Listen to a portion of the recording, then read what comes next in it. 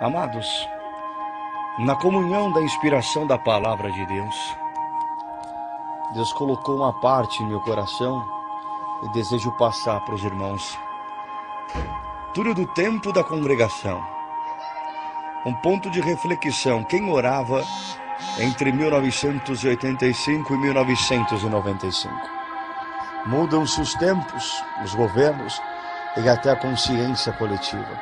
E às vezes nos deixamos levar pelos novos tempos e nos modernizamos. Falo aqui não da tecnologia essencial que necessitamos no nosso dia a dia, mas das coisas que amortecem e matam a consciência.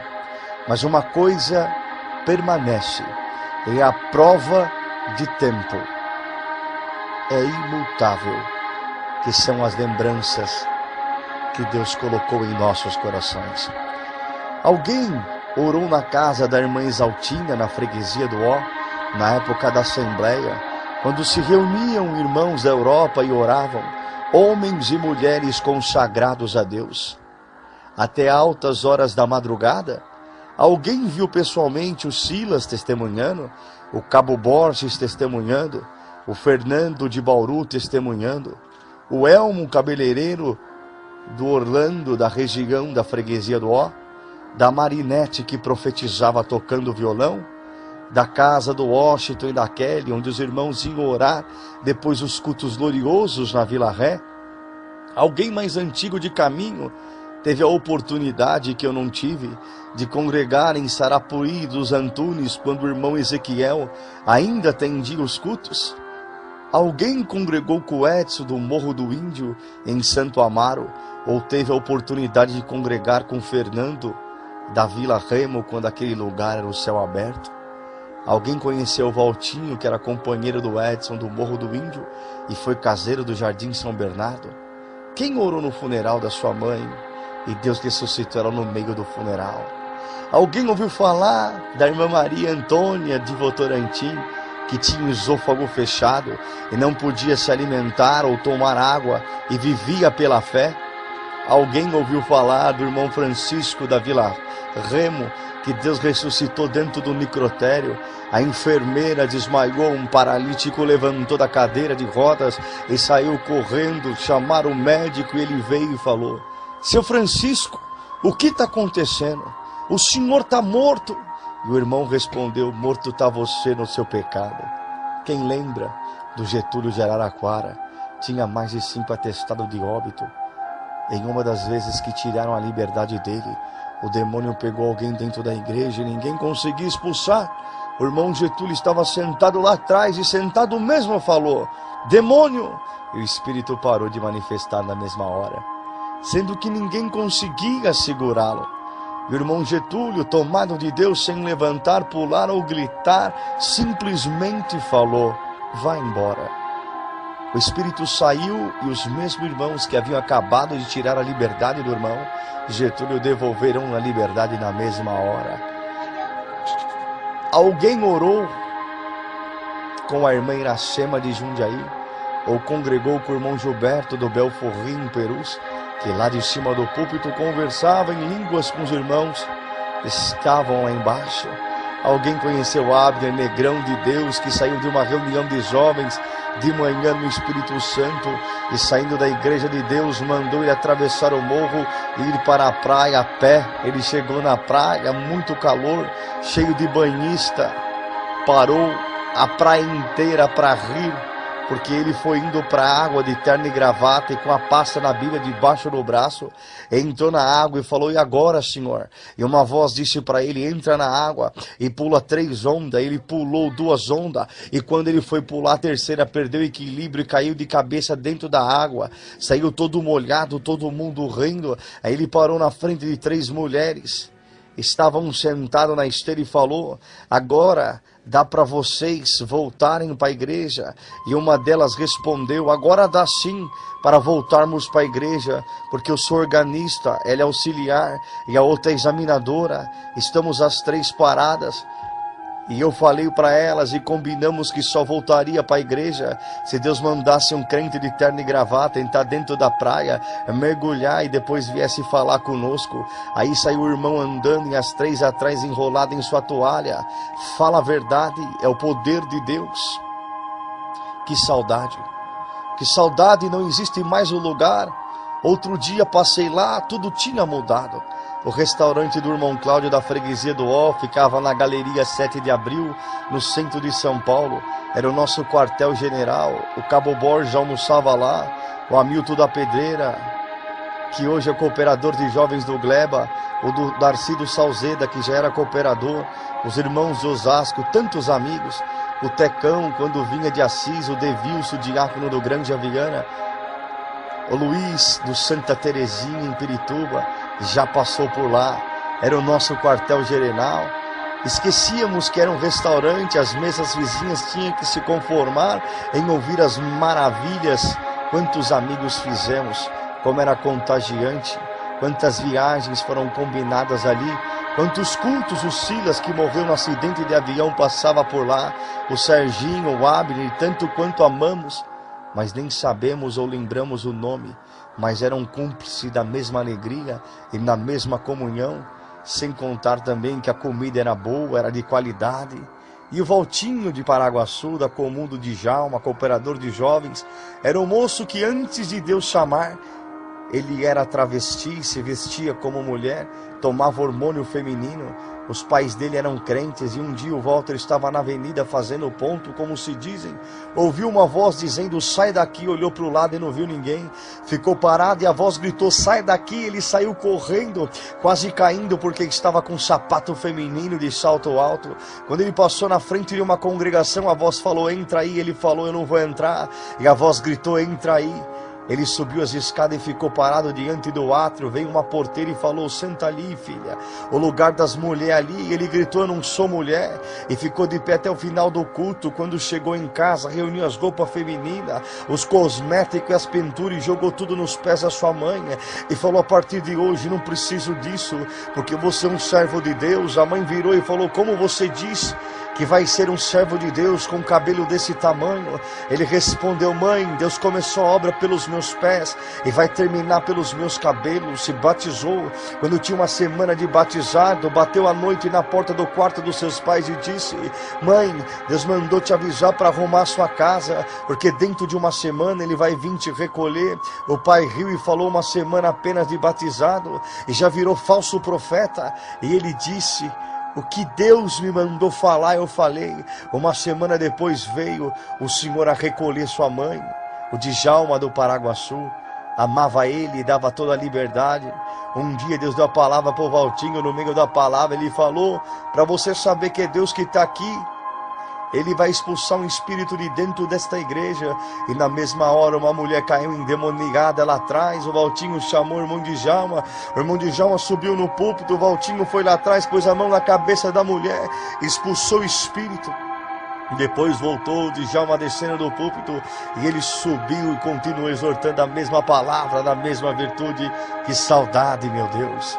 Saudade da casa da irmã Antônia, um Marcos nas nossas vidas. A casa da irmã Antônia da Vila Rica, região da freguesia do Ó.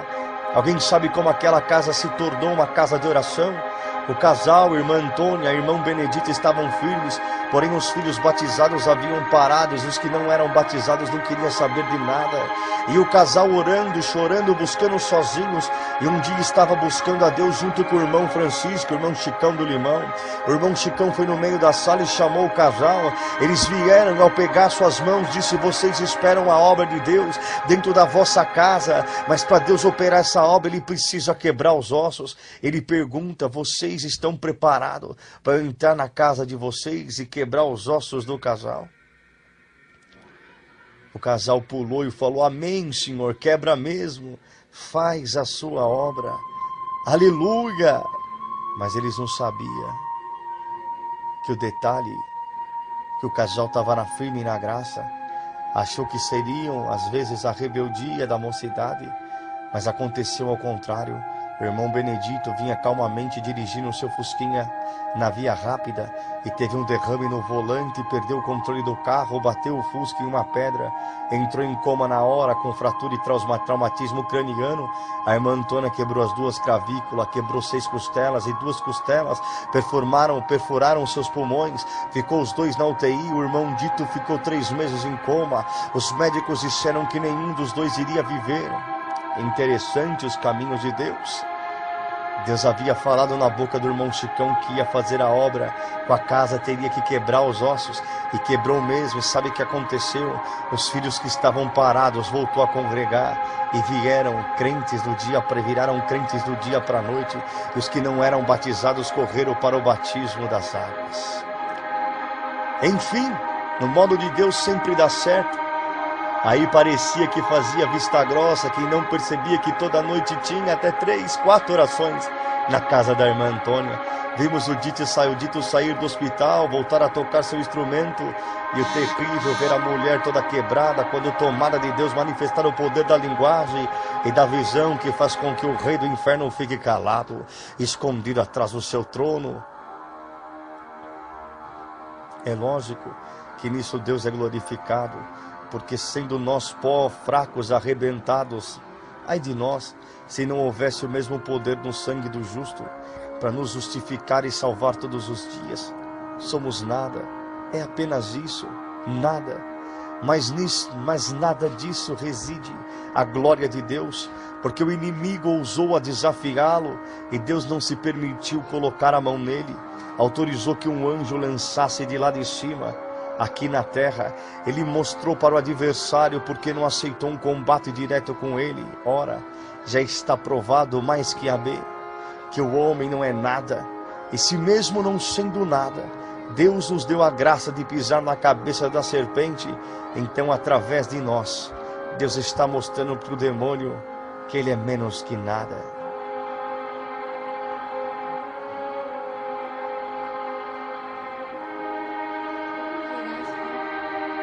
Despedida de solteiro do irmão Cabo Borges, da reunião da mocidade na central de Carapicuíba, o irmão Hermelindo de Cabriúva atendendo. Quem estava lá não vai esquecer, nem quando estiver no céu a igreja lotada, corredores, átrios, galeria, janela, não dava para se mexer, músicos tocando de pé no corredor. O Silas testemunhou, meu Deus, contou a obra do Maciel, e mais 2, parecia que ia dar infarto de tanta visitação. O Serginho também testemunhou, e aí veio o massacre. Hermelindo mandando Borges contar tudo, ele contou. A manifestação de Deus em nós era uma mistura de riso, de grito, de choro, de lágrima. Aquilo já era uma amostra do que será no céu. Chegou a hora da palavra, o irmão Hermelindo falava, a mocidade fica na comunhão, porque Deus me revelou a palavra, que eu acho meio estranha para ler numa reunião de mocidade, mas nós vamos fazer o que Deus mandar, vamos fazer a parte que fala do endemoniado de Gadareno. E leu a palavra, quando terminou de ler, ficou alguns segundos parado, calado, ele falou, mocidade, eu lembrei de uma coisa agora. Uma noite eu estava orando de madrugada, e meu pai que está aqui hoje falou para mim, Hermelindo, um dia eu vou te revelar uma palavra numa reunião de mocidade, e você vai achar que essa palavra é meio estranha, mas pede para a mocidade ficar na comunhão, porque eu vou fazer uma obra. Então, mocidade, a palavra é essa, o endemoniado de Gadareno, e Deus não vai falar muita coisa não, ele já mandou um trator aqui dentro, a mocidade aí de cima da galeria, segura alguém que for cair desde de cima, porque hoje vai cair muito espírito nessa igreja, porque a palavra de Deus é essa, demônio, sai da minha igreja agora. Não ouvi mais palavra, mas sim um grito de dentro da igreja, o povo pulando, glorificando, a gente olhava para um lado, olhava para o outro, e os espíritos iam caindo. Teve gente que viu o moço descer as escadarias, se arrastando como cobre, segurava quem podia para não cair da galeria. Mesmo se o Hermelino quisesse pregar, não existia amplificador ou microfone que aguentaria. Então ele só ficava sorrindo, manifestando e mandando beijo para o letreiro em nome do Senhor Jesus. Não aguentávamos mais a presença do Senhor. Hermelindo pediu para vir orar uma menina de 5 anos de idade com voz de anjo, que orou no microfone do púlpito com a sabedoria de um ancião, com o peso de um apóstolo, com o peso de um crente fiel e convertido. Sinceramente, eu acho que nesse culto eu morri e nasci de novo. E essas não dá para esquecer. Então não dá para esquecer. Um dia fui com o Fernando de Bauru, que atende agora em Assis, na casa da irmã Abigail da freguesia. Estávamos orando com a família, o dono da casa estava na maior virtude do mundo, glória a Deus, aleluia. Aí Deus tomou o Fernando e falou, glória a Deus, aleluia. Tem crente que parece tatu, anda com a gordura escondida debaixo do casco. Quando o servo de Deus vem orar aqui, o irmão fala, glória a Deus e aleluia. Mas quando o servo de Deus não está aqui, com essa mão você bateu na serva, com esse pé você chutou ela, e com essa boca você blasfemou, de que eu falei na boca dela, e por isso eu te diz, Deus, com essa mão você nunca mais bate em ninguém, com esse pé você nunca mais chuta ninguém, com essa boca nunca mais vai blasfemar. E aconteceu que passou alguns dias, Deus 3 derrames seguidos no irmão, travou a perna, travou o braço, entortou a boca, não conseguia mais falar, só falava sílabas por sílaba. Glória ao nome do Senhor. Depois disso o Fernando ficou com remorso de ver o homem naquela situação e trouxe o irmão Expedito sem contar nada para ver se Deus revogava a sentença na boca dele. Vieram na casa e quando o irmão Expedito passou pelo batente e viu sentado no sofá, olhou para ele e disse, isto que eu te fiz ainda é pouco pelo que você fez com a minha serva. Aí pronto, o homem foi chamado para revogar a sentença, mas deixou uma sentença maior ainda. Aí passou uns dias, servo de Deus foi internado, estávamos orando na Vila Rica, na casa da irmã Antônia. A irmã Iracema de Tapetininga pregou para a irmã Abigail, aquele que não está aqui Deus não quer mais, e nem o inferno quer, de onde ele está não volta nunca mais. E o servo de Deus já saiu do hospital entubado no algodão, vestido de terno, com as mãos cruzadas e todo enfeitado com cravos de margarida. A irmã Abigail, Deus já recolheu mais os filhos dela. O irmão Claudinei, cooperador de jovens em Santa Amaro. O genro do irmão Zezé, ancião da Vila Castelo. São tudo histórias e feitos que o Senhor fez na nossa vida. São apenas lembranças que ficou marcada na trajetória da nossa história. Lembranças que são saudades, que são revertidas em comunhão e virtude. Para todos esses mártires da graça, mártires do nosso atual, profetas do Senhor que fizeram parte das décadas de 85, 95, muitos deles já não estão mais no nosso meio, mas aqueles que permanecem firmes na comunhão, escondidos, isolados, sentem mesmo esta revelação que estamos sentindo agora, a palavra de Deus revelada com o Espírito Santo.